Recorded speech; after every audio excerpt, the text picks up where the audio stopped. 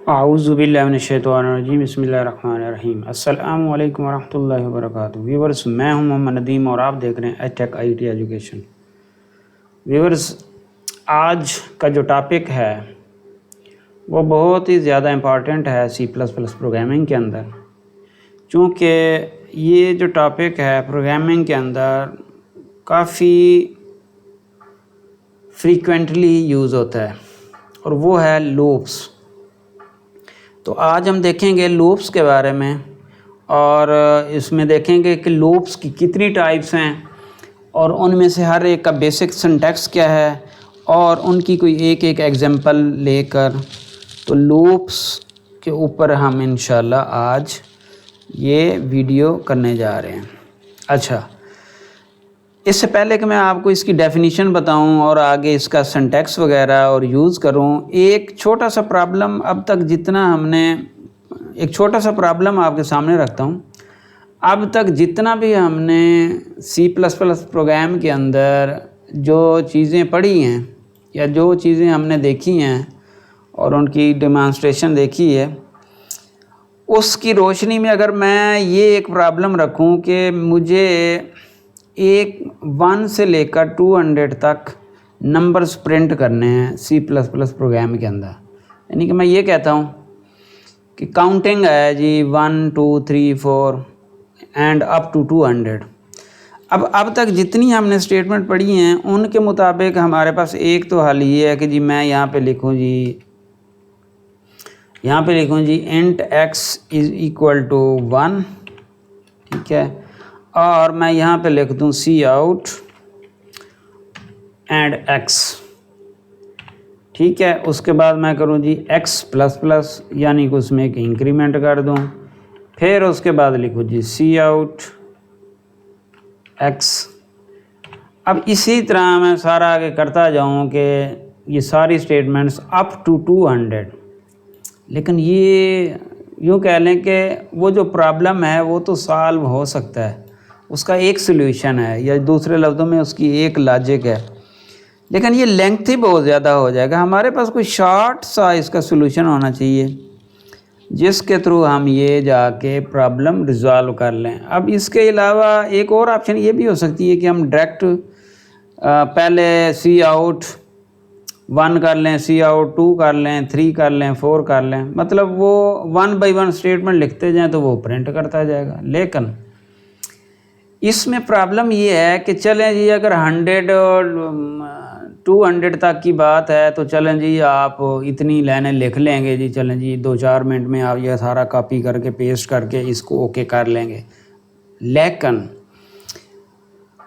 Problem ये है कि अगर हमारे पास ये आगे जो इंटीजर है, अपर लिमिट जो है काउंटर की, अगर ये हमारी इससे एक्सीड कर गई, मतलब अगर ये 1000 हो गया, 2000 हो गया, 5000 हो गया, फ़र्ज़ किया अगर 50,000 हो जाता है, तो भाई उस केस में फिर यूँ कह लें कि एक किस्म का इम्पॉसिबल हो जाएगा कि आप ये सारी स्टेटमेंट लिखें, इतनी 50,000 वो करें। अब इसका मतलब ये होगा ये स्टेटमेंट एक ही है और इसमें थोड़ी सी कोई वेरिएशन है, वो करके तो बस हमने प्रिंट ही करना है। तो क्यों ना कोई एक ऐसा तरीका निकाला जाए जिसके थ्रू हम बड़ा इजीली इसको प्रिंट कर लें, दूसरे लफ्ज़ों में इन स्टेटमेंट्स को रिपीट कर लें या आइट्रेट कर लें, और वो भी कोई एक ख़ास सीक्वेंस के अंदर। तो इस प्रॉब्लम को सॉल्व करने के लिए जनाब सी प्लस प्लस के अंदर हमारे पास मौजूद है loops. So this is the reason कि हम लूप्स क्यों इस्तेमाल करते हैं, जहाँ पे आपको कुछ स्टेटमेंट्स को बार बार रिपीट करना होता है, जिसकी एग्जांपल अभी मैंने आपको दी है कि अगर 1 से लेकर 200 तक या 500 तक या 600 तक, इसका मतलब ये हो कि n टाइम्स का मतलब ये है कि कोई एक नंबर हो सकता है, 200 भी हो सकता है, 500 भी हो सकता है, 600 भी हो सकता है। अच्छा जी, तो उनको रिपीट अगर करना हो तो उसके लिए जी हमारे पास लूप स्टेटमेंट है, और ये आपके पास एक सर्टेन नंबर ऑफ टाइम्स कुछ स्टेटमेंट्स जो स्टेटमेंट्स आप चाहेंगे कि लूप के अंदर बार बार रिपीट हों, एग्जीक्यूट हों, उनको एग्जीक्यूट कर देगा। अच्छा जी, हमारी सी प्लस प्लस प्रोग्रामिंग के अंदर जो लूप्स हैं वो 3 किस्म की होती हैं। एक फार लूप होती है, वाइल लूप होती है और एक डू वाइल लूप होती है। ठीक है जी। तो सबसे पहले जी हम स्टार्ट करते हैं, इसको हम डिलीट कर देते हैं, वो है फार लूप। अच्छा जी, पहली बात तो ये है कि इसका सिंटैक्स देख लेते हैं जी फार लूप का। सबसे पहले हम कीवर्ड लगाएंगे फार, और उसके बाद ये पेरेंथेसिस के अंदर एक स्टेटमेंट पहले ही हम लिखेंगे, उस स्टेटमेंट को कहते हैं इनिशियलाइजेशन स्टेटमेंट या इनिशियलाइज स्टेटमेंट। उसके बाद सेमीकोलन आएगा। फिर जी उसके बाद दूसरे नंबर पे हम एक स्टेटमेंट लिखेंगे, उसको बोलते हैं टेस्ट कंडीशन, या यूँ कह लें कि कंडीशन एक्सप्रेशन आएगा। ये जो कंडीशन और टेस्ट कंडीशन और एक्सप्रेशन ये काफ़ी ज़्यादा हम पिछली 2-3 वीडियोस के अंदर देख चुके हैं। अगर आपको उन वीडियोस का आइडिया नहीं है या अभी आपने नहीं देखी, तो आप HTech IT एजुकेशन की प्लेलिस्ट में जाएं और वहाँ पे C++ प्रोग्रामिंग के अंदर ये सारी की सारी जो वीडियोस हैं पड़ी हैं, उनमें से ये आप जो आपके पास कंडीशनल स्टेटमेंट्स हैं या जिसके अंदर ऑपरेटर्स हमने यूज़ किए हैं, कंडीशनल ऑपरेटर्स, वो वाली देखें तो आपको आइडिया हो जाएगा। अच्छा जी, तीसरे नंबर पे है जी एक और स्टेटमेंट होगी और उसको बोलते हैं इंक्रीमेंट स्टेटमेंट। अच्छा, फार लूप का ये सिंटैक्स आम तौर पे ऐसे ही चलेगा, कोई थोड़ी बहुत वेरिएशन आ सकती है, लेकिन आम तौर पे नॉर्मली यूजुअली हम ऐसे ही यूज़ करेंगे कि पहले नंबर पे फार लिखेंगे, ये पेरेंथेसिस स्टार्ट होगी, पेरेंथेसिस एंड होगी, और इसके एंड पे सेमीकोलन नहीं आएगा, ये नहीं आएगा सेमीकोलन, बल्कि उसके बाद ये आपके पास करली ब्रैकेट्स आ जाएंगी। ठीक है जी, करली ब्रैकेट्स के अंदर जितनी स्टेटमेंट मर्जी लिखें, 10 लिखें, 20 लिखें, 50 लिखें, एज़ पर योर रिक्वायरमेंट, आप जितनी मर्जी स्टेटमेंट्स लिख सकते हैं। तो ये इसका सिंटैक्स है जी। अब हम इसको, अभी अगर आपको ये समझ नहीं आया फार लूप, तो जनाब अभी मैं आपको जब ये इसकी एग्जांपल दूंगा तो इंशाअल्लाह ये 100% आपको क्लियर हो जाएगा। अच्छा जी, आइए इसकी एग्जांपल देखते हैं जी। इसकी एग्जांपल ये है जी कि सबसे पहले मैं एक वेरिएबल डिक्लेयर कर लेता हूँ इंट आई, इसको कोई वैल्यू असाइन नहीं की अभी मैंने। ठीक है जी, एक वेरिएबल डिफ़ाइन कर ली मैंने या डिक्लेयर कर ली, दोनों एक ही चीज़ है, चूँकि डेक्लरेशन और डेफिनेशन दोनों एट ए टाइम अकर होती हैं C++ प्रोग्राम के अंदर। तो यूँ कह लें कि ये डिक्लेयर भी हो गई और डिफ़ाइन भी हो गई है। अच्छा जी, उसके बाद फार लूप मैंने यूज़ किया जी। ये देखें, ये जो आपके पास ये पेरेंथेसिस हैं, इनके अंदर आप देखिए मैंने 3 स्टेटमेंट्स लिखी हैं। पहले नंबर पे जी ये वाली है, इसका इनिशियलाइजेशन पार्ट है। दूसरे नंबर पे जी ये आपके पास कंडीशन है जो एवेल्यूएट होगी, टेस्ट कंडीशन। और थर्ड नंबर पे है जी इसको मैंने इंक्रीमेंट दी है, इसको बोलते हैं इंक्रीमेंटल स्टेटमेंट या increment statement of far loop. अच्छा, मेरा इसमें जो प्रोग्राम है वो ये है कि मैंने आई स्टार्ट करना है 0 से, और मैं ये चाहता हूँ कि यहाँ 0 से लेकर 8 तक नंबर प्रिंट हो जाएं। ठीक है जी, अभी हम थोड़ा सा स्टार्ट से लेते हैं, फिर हम आगे भी देखते हैं कि 200, 500, 800 कैसे करना है। अच्छा, और मैं ये कहता हूँ कि ये डिस्प्ले हो जाए। ठीक है जी, और उसके लिए मैं ये करूँगा कि यहाँ पे मैं इस फार लूप की बॉडी के अंदर, इसको बोलते हैं फार लूप, वो जिस तरह इफ़ स्टेटमेंट की बॉडी होती है, इसी तरह फार लूप की भी ये बॉडी है, और इसके अंदर जो स्टेटमेंट आप लिखें वो एग्जीक्यूट होंगी। अच्छा, इसको प्रोग्राम को हम थोड़ा एग्जीक्यूट करके ना चेक कर लेते हैं कि इसकी आउटपुट क्या आती है हमें, फिर मैं इसको मज़ीद डिटेल में बताता हूँ और फिर आगे चलते हैं इंशाअल्लाह। अच्छा जी, ये पहले नंबर पे स्टेटमेंट एग्जीक्यूट होने लगी है जी। देखें जी, कंट्रोल इसके अंदर आ गया है और इस वक्त आई को वैल्यू 0 असाइन है। ठीक है जी, तो इसका मतलब ये है कि ये देखें नीचे जो हमारे पास आउटपुट है वो 0 प्रिंट होगी। अब ये देखें कि जो ही ये स्टेटमेंट मुकम्मल हुई है, पहली इम्पॉर्टेंट थिंग नोट करने वाली फार लूप के अंदर बहुत इंपॉर्टेंट टॉपिक C++ का, और वो है फार लूप। ठीक है जी, इसमें ये नोट करने वाली बात है कि ये स्टेटमेंट जो ही मुकम्मल हुई है तो कंट्रोल, हालांकि कंट्रोल अब इससे आगे वाली स्टेटमेंट पे आना चाहिए था, लेकिन नहीं, वो वापस फिर ऊपर वाली स्टेटमेंट पे फिर वापस पहुंच गया। तो ये जनाब फार लूप की ब्यूटी है कि जिसने हमारा जो यूं कह लें कि एग्जीक्यूशन है उसको फोर्स किया है कि अभी आप वापस जाएं। ठीक है जी, तो अब ये जो इनिशियलाइजेशन स्टेटमेंट थी ये एक ही दफ़ा एग्जीक्यूट होती है, अब ये एग्जीक्यूट नहीं होगी, अब ये दो स्टेटमेंट बार बार एग्जीक्यूट होंगी। पहले नंबर पे ये स्टेटमेंट एग्जीक्यूट होगी, जो आपके पास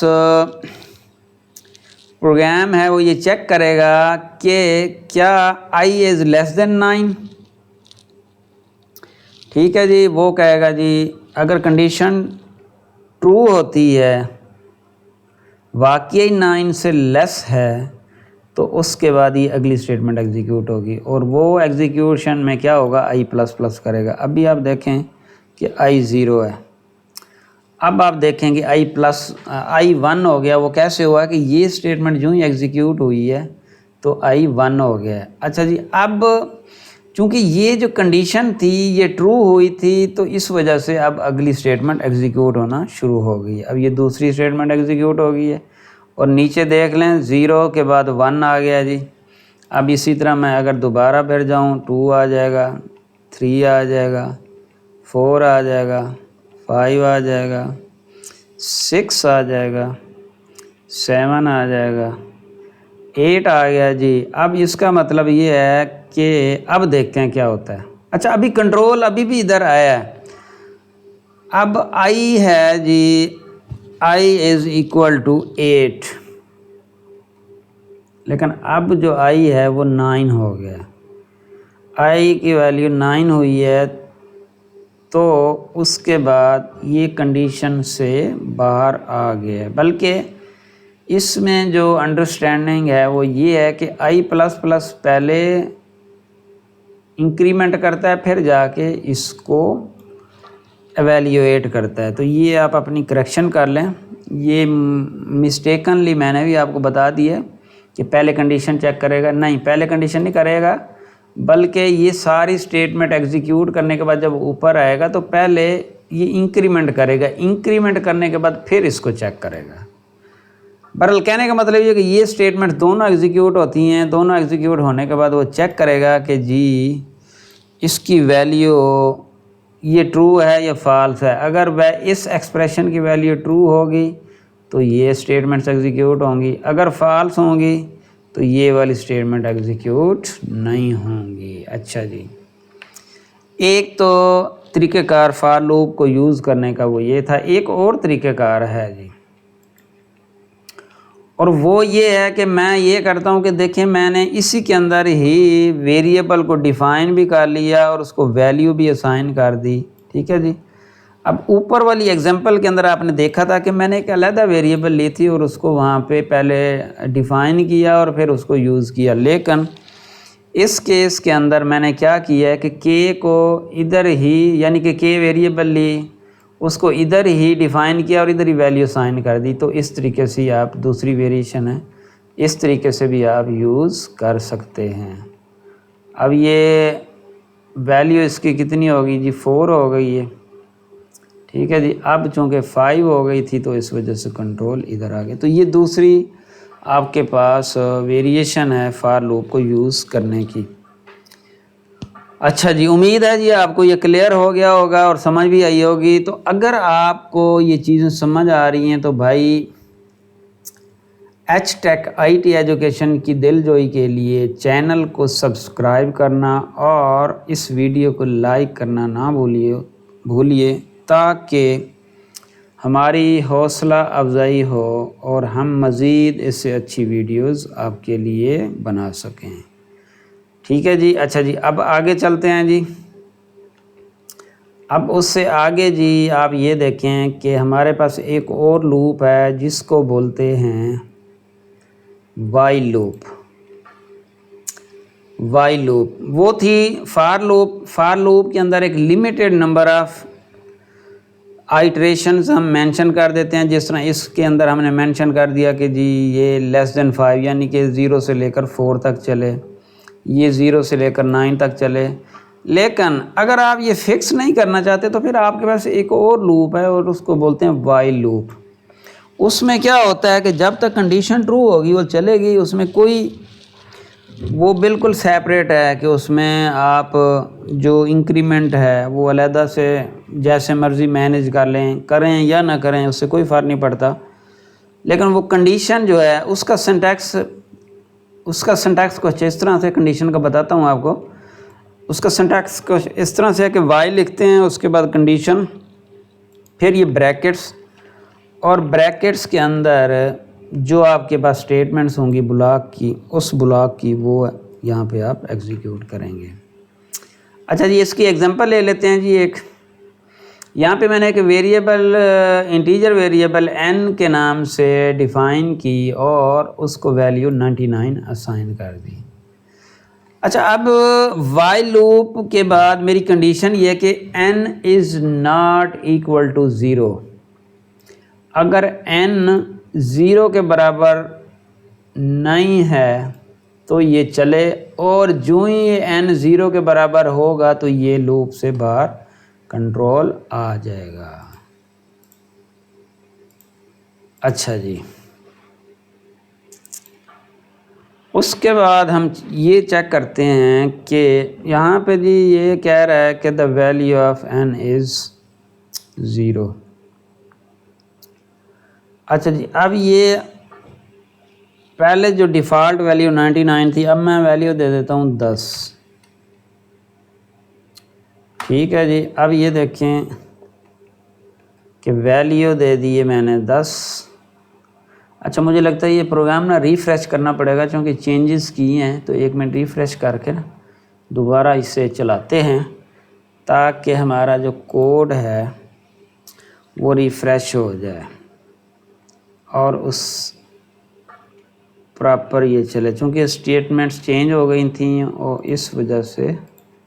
तो अब हमने ये फॉलो इसको छोड़ दें, हमने यहाँ पे आना है। अच्छा जी, ये आ गया। अब हम दोबारा इसकी एग्जीक्यूशन स्टार्ट करते हैं।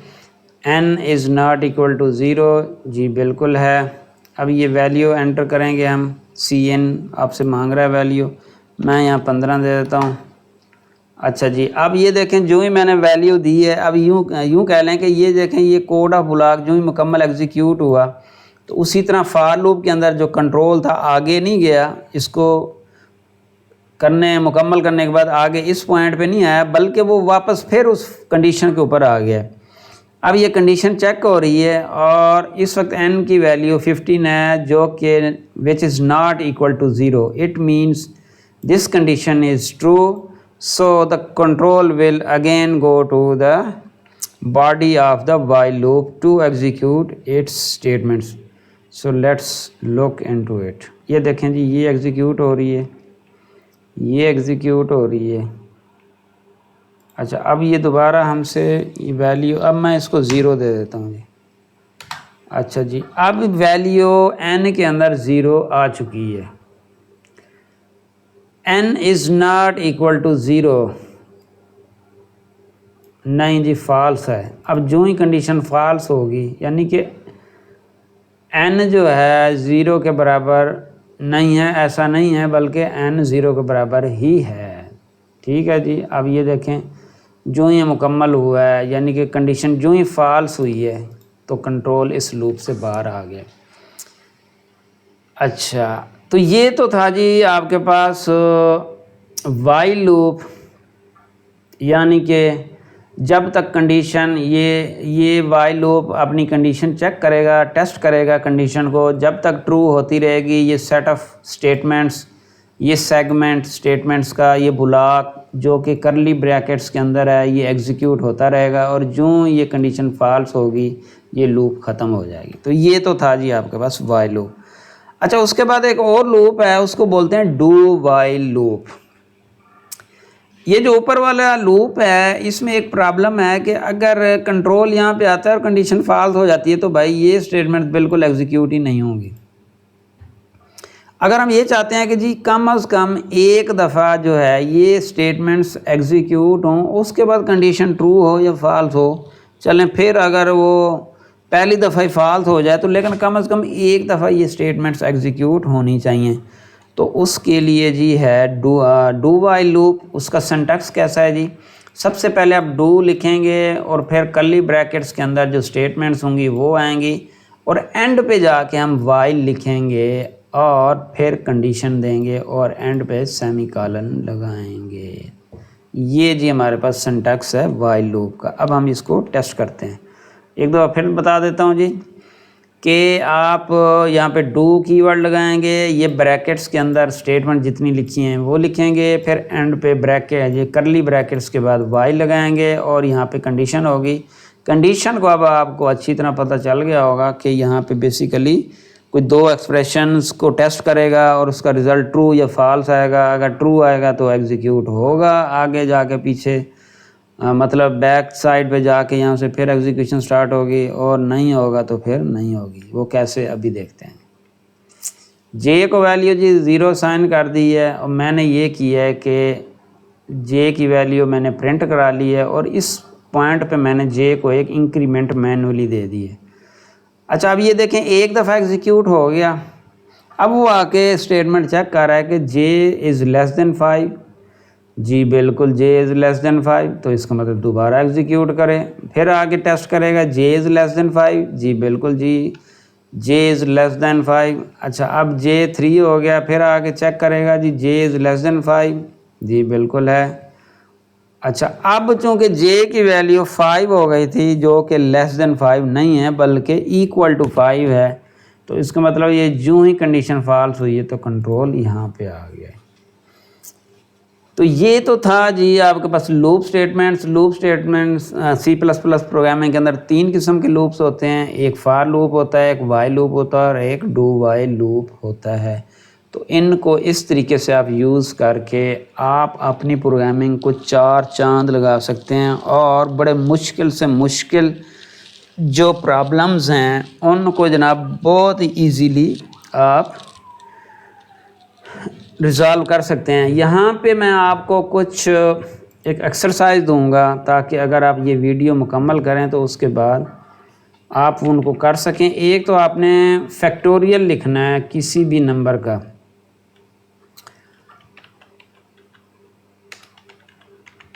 फैक्टोरियल का प्रोग्राम लिखना है जी। फैक्टोरियल में क्या होता है कि फ़र्ज़ किया मैं 1 से लेकर 10 तक नंबर देता हूँ, 10 तक नंबर, तो वो क्या करेगा 1 को 2 से मल्टीप्लाई करेगा, जो रिज़ल्ट आएगा 2 को 3 से, फिर उन सब का जो रिज़ल्ट आएगा 4 से 5 से and so on up to 10। तो आपने ये प्रोग्राम करना है फार लूप के थ्रू, वाइल लूप के थ्रू और डू वाइल लूप के थ्रू। अच्छा जी इसके बाद एक और प्रोग्राम आपने करना है जी, वो है जी इवन एंड ऑड नंबर। एक से मैं कोई 2 नंबर दूं कि 5 से लेकर 200 तक, आप जी देखें इसमें इवन नंबर कौन से हैं। ठीक है जी इवन नंबर्स फाइंड करें। इसी तरह एक और प्रोग्राम लिखें जिसमें ऑड नंबर फाइंड करें।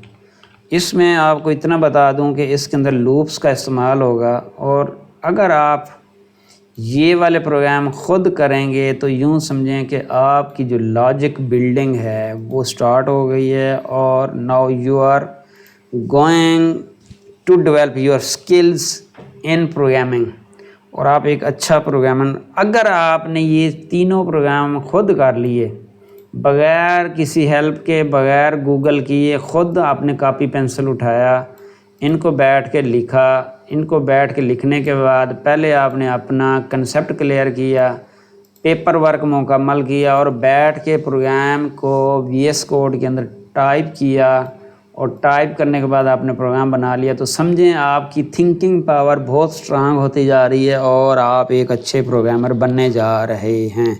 लेकिन अगर आपने ये गूगल पे जाके सर्च किया और उधर से कॉपी किया तो भाई वो सिर्फ टाइपिंग होगी, वो आपका प्रोग्राम नहीं होगा।